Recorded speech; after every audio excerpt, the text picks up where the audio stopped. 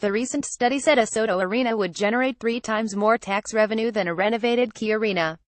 But opportunity cost was not factored in, which favored the Sodo proposal, and the study omitted up to $72 million in leasehold excise taxes the KeyA arena project could pay.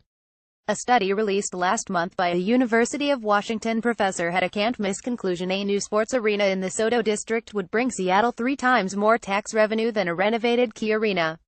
Chris Hansen and his Sodo Arena Group paid $16,000 for the Seattle Arena Public Finance Analysis study by UW Evans School of Public Policy and Governance professor Justin Marlowe and 3 graduate students. Sodo Arena backers trumpeted the 3-to-1 advantage. But a review by the Seattle Times found a high potential for fluctuation in the study, including use of raw property and sales tax data without deeper opportunity cost context, an approach two sports economists say favors the Sodo Group's proposal. Opportunity cost by definition is the loss of possible gains from other alternatives when one option is chosen. Also, the study omitted up to $72 million in leasehold excise taxes the KeyA arena project could pay in lieu of property tax under state law, while basing other calculations, with limited factual basis, off the assumption a Sodo arena would land an NBA team 4 years sooner. Marlowe said in an interview his study made assumptions, amid the city's private, ongoing KeyA arena negotiations with the L.A.-based Oakview Group. Altering some of those assumptions, he added, could result in KeyA arena generating more tax revenue than the Sodo project. A big reason Marlowe made his study model public was so people can input various numbers, gauge their impact and further the arena debate. Up to now, though, the study's claimed 3-to-1 advantage for the Sodo site, a gap Marlowe pegs at $68 million, has garnered the most attention. I get why everyone is focused on that number, Marlowe said. But again, the second part is the really important part. What if what's on the table changes, then you get different numbers? The study wasn't necessarily wrong, just narrowly focused, with a tight, 1-month turnaround deadline that forced assumptions almost certain to change. Marlowe said the Hansen Group approached him in May, remembering his work for King County on a Sodo Arena Memorandum of Understanding in 2012. Marlowe asked the Evans School to administer the study because he felt it was a learning opportunity for students, and he needed help to do it quickly. They made it clear that getting it done sooner rather than later was good, Marlowe said of the Sodo Group. But Holy Cross University economics professor Victor Matheson said the study's lack of opportunity cost consideration skewed the results in the Sodo Group's favor. The assumption is made that if you don't build an arena at the Sodo site, that the site will always remain vacant and there will never ever be any economic activity that ever occurs there, Matheson said. They're assuming that if you don't build this arena there, it will be impossible to generate either retail sales tax or property tax from any other type of development that goes in there. Under current zoning, Hansen could build an office complex or other commercial entities if his arena proposal isn't approved. Matheson said a more in-context study would have applied only the difference in tax revenues between such alternative Sodo projects and an arena. That smaller net difference would significantly reduce, if not eliminate, the Hansen Group's 3-to-1 advantage over the KeyA arena proposal. Andrew Zimbalist, a sports economist at Smith College and pioneer in exploring stadium and arena financing, agreed that gauging tax generation potential requires examining opportunity cost. The point of looking at opportunity cost is there are options, choices that you make, Zimbalist said. And you want to allocate your resources in the most favorable way that has the best return. So you look at current uses, alternative uses and the plan that's in hand, and you compare all of them. That's the only way. Marlowe said the study was meant to gauge only raw tax flows, not opportunity cost variables. As we say right at the beginning, this is not a benefit cost analysis, Marlowe said. If we had wanted to talk about opportunity cost, we would have had to look at all types of opportunity cost.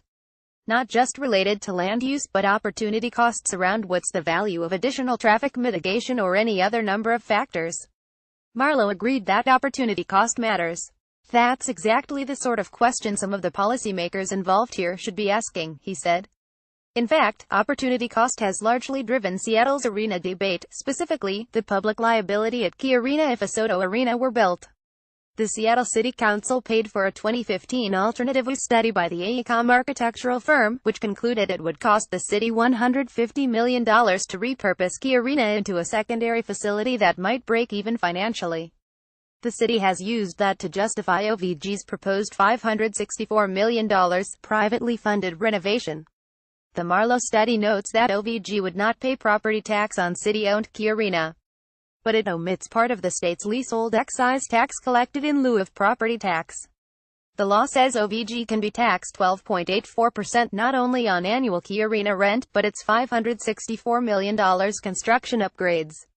That upgrades tax amounts to $72 million payable over OVG's 35-year lease, with the city's share at $23 million, or about $657,000 annually.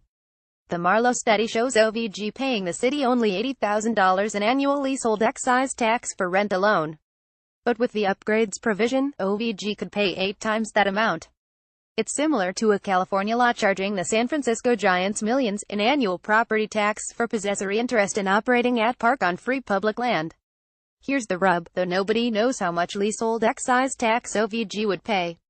Anna Gill, a spokesperson for the state's revenue department, wrote via email that in general the tax is on the value of the improvements amortized over the life of the contract lease, but added that OVG's bill would depend on negotiations with the city.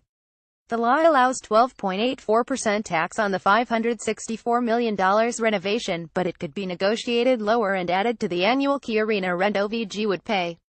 State tax officials must approve that final rent amount to ensure it's at high enough market value.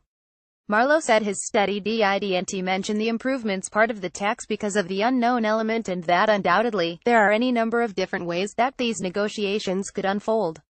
A draft agreement between OVG and the city is expected September 12. Marlowe tried contacting the city without success for specific figures. The Seattle Times did as well but was told none will be released during negotiations. Marlowe could have waited until the draft agreement becomes public for a more precise analysis. But Marlowe said Hansen's group wanted the July turnaround, and so did he.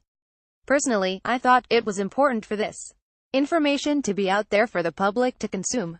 The Sodo Group's July 10 release of the study coincided with the first Select Committee on Civic Arenas meeting co-chaired by City Council members Deborah Juarez and Bruce Harrell. The council will decide which arena project to continue with. Marlowe's study also assumes the Sodo Arena gaining an NBA franchise 4 years before KeyA Arena would, basing it off NBA reports and statements by pundits and the notion that a shovel-ready site would attract the league sooner. But NBA Commissioner Adam Silver told the Seattle Times in April 2016 that a shovel-ready Sodo site would not hasten expansion. More recently, Silver said expansion was inevitable and that Seattle would be on a short list, but he did not retract previous statements about it being years away. Smythe College economist Zimbalist said if the Sodo Group proves it can get NBA or NHL teams before KeyA Arena, that would be worth considering because over and above any property or sales tax generation, the very fact that you can have an NHL or an NBA team, or both, has a social value. But the NBA's return remains another unknown. Still, the other part of the study's objective, getting financial topics discussed in public, has succeeded. The fact that we're having a detailed discussion about a spreadsheet means that our approach is onto something, Marlowe said, chuckling. I mean, that was the whole idea.